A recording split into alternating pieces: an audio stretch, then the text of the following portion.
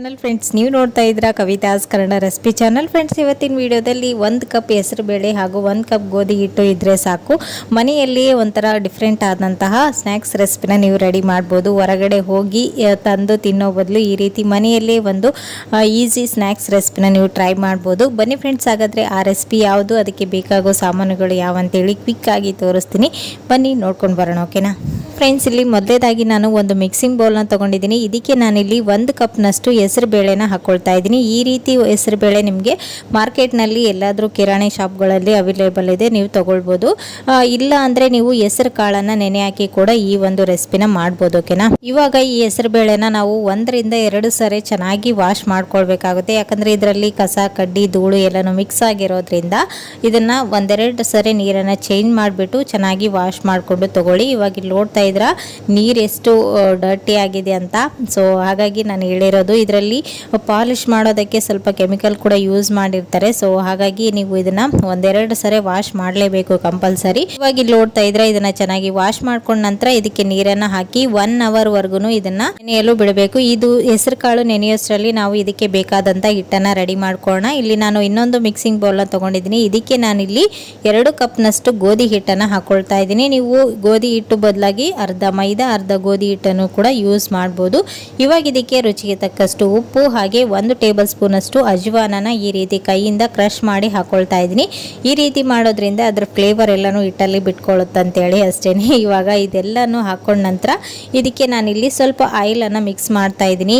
ಈ ಒಂದು ರೆಸಿಪಿ ಮಾಡೋದಕ್ಕೆ ಆಯಿಲ್ ತುಂಬಾನೇ ಇಂಪಾರ್ಟೆಂಟ್. ಈ ಹಿಟ್ಟಲ್ಲಿ ಮಿಕ್ಸ್ ಮಾಡ್ಕೊಳ್ಳುವಾಗ ನೋಡ್ಕೊಂಡು ಮಾಡ್ಕೊಳ್ಳಿ. ನಾ ಮೊದಲಿಗೆ ಹೇಳ್ದಾಗೆ ಈ ಒಂದು ಸ್ನ್ಯಾಕ್ಸ್ ಸ್ವಲ್ಪ ಕ್ರಿಸ್ಪಿ ಆಗಿದ್ರೇನೆ ಟೇಸ್ಟ್ ಚೆನ್ನಾಗಿರುತ್ತೆ. ಸ್ನ್ಯಾಕ್ಸ್ ಅಂದ್ರೇ ಕ್ರಿಸ್ಪಿ ಆಗಿರ್ಬೇಕಲ್ವಾ. ಹಾಗಾಗಿ ಇವಾಗ ನಾನಿಲ್ಲಿ ಎಣ್ಣೆನ ಹಾಕ್ಕೊಂಡು ಒಂದ್ಸರಿ ಎಲ್ಲಾನು ಮಿಕ್ಸ್ ಆಗೋ ಥರ ನೀಟಾಗಿ ಮಿಕ್ಸ್ ಮಾಡ್ಕೊಳ್ತಾ ಇದ್ದೀನಿ.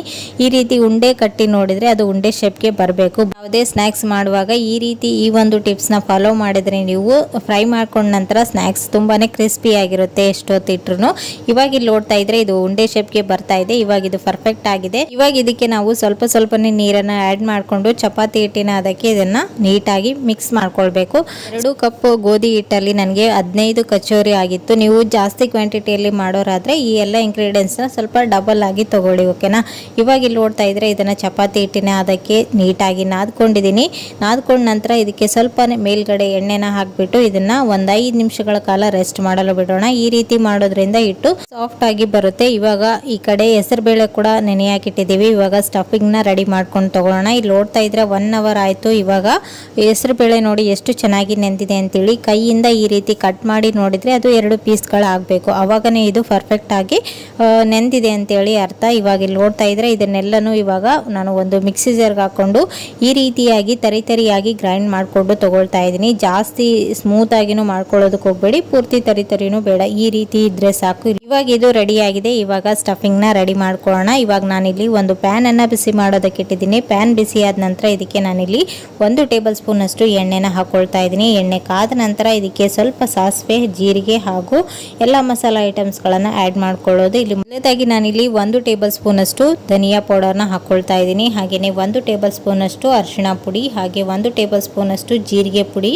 ಹಾಗೆ 1 ಟೇಬಲ್ ಸ್ಪೂನ್ ಅಷ್ಟು ಅಚ್ಚಕಾರದ ಪುಡಿನೂ ಕೂಡ ಹಾಕೊಂಡು ಈ ಮಸಾಲೆ ಎಲ್ಲನೂ ಎಣ್ಣೆಯಲ್ಲಿನೇ ಫ್ರೈ ಮಾಡ್ಕೊಳ್ಬೇಕು. ಸ್ವಲ್ಪ ಸ್ಟವ್ನ ಲೋ ಟು ಹೈ ಫ್ಲೇಮಲ್ಲಿ ಅಡ್ಜಸ್ಟ್ ಮಾಡಿಕೊಂಡು ಈ ಒಂದು ಮಸಾಲಾನ ಫ್ರೈ ಮಾಡ್ಕೊಳ್ಳಿ. ಜಾಸ್ತಿ ಹೈಯಲ್ಲಿ ಇಟ್ಬಿಟ್ರೆ ಇದೆಲ್ಲ ಸೀದೋಗೋ ಚಾನ್ಸಸ್ ಇರುತ್ತೆ. ಸೊ ಇಲ್ಲಿ ನೋಡ್ತಾ ಇದ್ರ ಜಸ್ಟ್ ಎಣ್ಣೆ ಸ್ವಲ್ಪ ಬಿಸಿ ಇದ್ರೆ ಸಾಕು. ಈ ಮಸಾಲ ಎಲ್ಲನೂ ಚೆನ್ನಾಗಿ ಮಿಕ್ಸ್ ಆಗುತ್ತೆ. ಇವಾಗ ಈ ಮಸಾಲ ಎಲ್ಲನೂ ಚೆನ್ನಾಗಿ ಫ್ರೈ ಆದ ನಂತರ ಇದಕ್ಕೆ 2 ಟೇಬಲ್ ಸ್ಪೂನ್ ಅಷ್ಟು ಹಸಿ ಕಡಲೆ ಹಿಟ್ಟನ್ನ ಹಾಕೊಳ್ತಾ ಇದ್ದೀನಿ. ನೀವು ಬಜ್ಜಿ ಬೋಂಡ ಎಲ್ಲನೂ ಮಾಡ್ಕೊಳ್ತೀರಲ್ವಾ, ಸೇಮ್ ಅದೇ ಕಡಲೆ ಹಿಟ್ಟನ್ನ ಯೂಸ್ ಮಾಡಿದ್ದೀನಿ.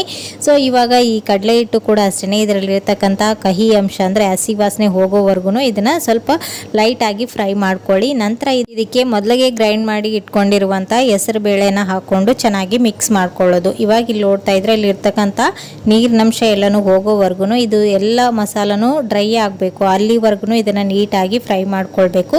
ಇವಾಗ ಇದಕ್ಕೆ ಸ್ವಲ್ಪ ಉಪ್ಪು ಹುಳಿ ಖಾರನ ನೋಡಿಕೊಂಡು ಅಡ್ಜಸ್ಟ್ ಮಾಡ್ಕೊಂಡು ಇವಾಗನೇ ಸೇರಿಸ್ಕೊಳ್ಳಿ.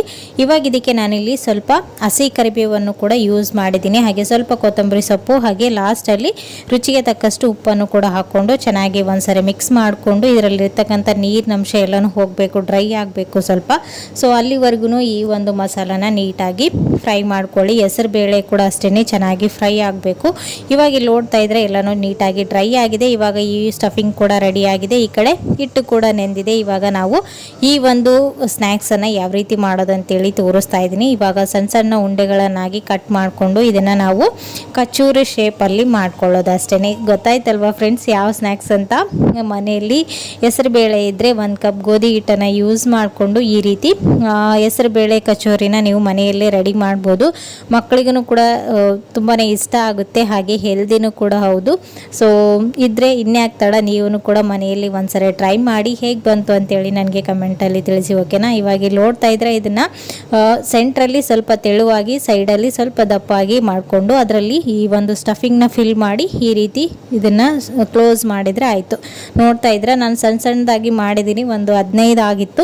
ನೀವು ಸ್ವಲ್ಪ ದೊಡ್ಡ ಸೈಜಲ್ಲಿ ಫಸ್ಟ್ ಟೈಮ್ ಮಾಡೋರಾದರೆ ಮಾಡ್ಕೊಳ್ಬೋದು, ತುಂಬಾ ಚೆನ್ನಾಗಿರುತ್ತೆ. ಓಕೆ, ಇವಾಗ ಇಲ್ಲಿ ನೋಡ್ತಾ ಇದ್ರೆ ಎಲ್ಲ ಕಚೋರಿನೂ ರೆಡಿ ಮಾಡ್ಕೊಂಡಿದ್ದಾಯಿತು. ಈ ಕಡೆ ಎಣ್ಣೆ ಕೂಡ ಕಾಯಕ್ಕಿಟ್ಟಿದ್ದೀನಿ. ಎಣ್ಣೆನ ಜಾಸ್ತಿ ಮೊದಲಿಗೆ ಕಾಯಿಸೋದು ಬೇಡ, ಎಣ್ಣೆ ಸ್ವಲ್ಪನೇ ಬಿಸಿಯಾಗಿರಬೇಕು, ಅವಾಗನೇ ಚೆನ್ನಾಗಿ ಫ್ರೈ ಆಗುತ್ತೆ. ನಾವು ಜಾಸ್ತಿ ಬಿಸಿ ಮಾಡಿಕೊಂಡು ಎಣ್ಣೆನ ಅದರಲ್ಲಿ ಫ್ರೈ ಮಾಡಿಕೊಂಡ್ರೆ ಮೇಲಿನ ಲೇಯರ್ ಅಷ್ಟೇ ಫ್ರೈ ಆಗುತ್ತೆ, ಆದರೆ ಒಳಗಡೆ ಮಾತ್ರ ಇಟ್ಟಿಟ್ಟು ಹಾಗೇನೆ ಉಳ್ಕೊಂಡ್ಬಿಡುತ್ತೆ. ಸೊ ಹಾಗಾಗಿ ನೀವು ಇದನ್ನು ಸ್ವಲ್ಪ ಪೇಷನ್ಸಿಂದ ಸ್ಟವ್ನ ಲೋ ಫ್ಲೇಮಲ್ಲಿಟ್ಟು ಒಂದೊಂದನೇ ನೀಟಾಗಿ ಎರಡೂ ಕಡೆನೂ ಹೊಂಬಣ್ಣ ಬರೋವರೆಗೂ ಹಾಗೇನೆ ಒಂದೊಳ್ಳೆ ಕಲರ್ ಬಂದು ಕ್ರಿಸ್ಪಿ ಆಗೋವರೆಗೂ ನೀಟಾಗಿ ಈ ಒಂದು ಕಚೋರಿನ ಫ್ರೈ ಮಾಡ್ಕೊಳ್ಳಿ. ನೋಡ್ತಾ ಇದ್ರೆ ಇವಾಗ ಎರಡೂ ಕಡೆನೂ ಚೆನ್ನಾಗಿ ಕ್ರಿಸ್ಪಿ ಆಗೋವರೆಗೂ ಈ ರೀತಿ ಟರ್ನ್ ಮಾಡಿಕೊಂಡು ಈ ಒಂದು ಕಚೋರಿನ ಫ್ರೈ ಮಾಡ್ಕೊಳ್ಳೋದು. ಇಲ್ಲಿ ನೋಡ್ತಾ ಇದ್ರ ಯಾವುದೇ ರೀತಿ ಕಚೋರಿ ಒಡ್ಕೊಂಡಿಲ್ಲ. ಒಡೆದ್ರೆ ಏನಾಗುತ್ತೆ, ಸ್ಟಫಿಂಗ್ ಎಲ್ಲ ಹೊರಗೆ ಬಂದು ಎಣ್ಣೆ ಎಲ್ಲನೂ ಹಾಳಾಗ್ಬಿಡುತ್ತೆ. ಸೊ ನೀವು ಸ್ಟಫ್ ಮಾಡ್ಕೊಳ್ಳುವಾಗ ಸ್ವಲ್ಪ ನೀರನ್ನು ಹಚ್ಚಿ ಅದನ್ನ ಕ್ಲೋಸ್ ಮಾಡ್ಕೊಂಡ್ರೆ ಅದು ಎಣ್ಣೆಲಿ ಬಿಟ್ಕೊಳ್ಳೋದಿಲ್ಲ. ಇವಾಗ ಇಲ್ಲಿ ನೋಡ್ತಾ ಇದ್ರೆ ಎಲ್ಲನೂ ಎರಡೂ ಕಡೆ ಚೆನ್ನಾಗಿ ಫ್ರೈ ಮಾಡ್ಕೊಂಡಿದ್ದೀನಿ, ಒಂದೊಳ್ಳೆ ಕಲರ್ ಬಂದಿದೆ. ಇವಾಗ ಇದನ್ನ